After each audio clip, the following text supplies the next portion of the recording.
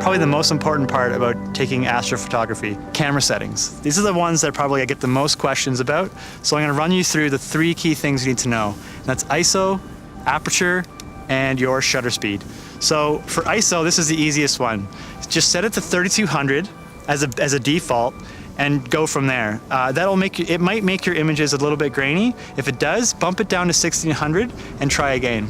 The second one is your aperture. So depending on the lens you use, set it to the widest setting.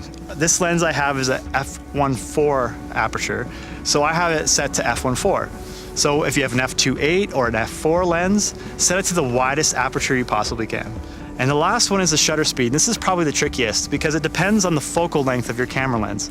I have a 35mm camera lens, so that means that I can only take a photo for so long before I start to see trails in the night sky.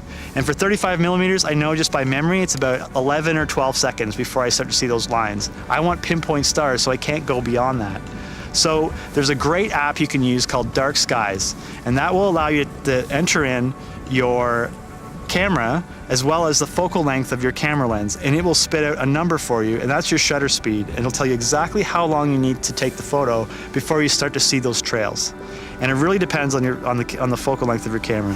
So those are the 3 big things you need to know for the camera settings for taking great astro photos.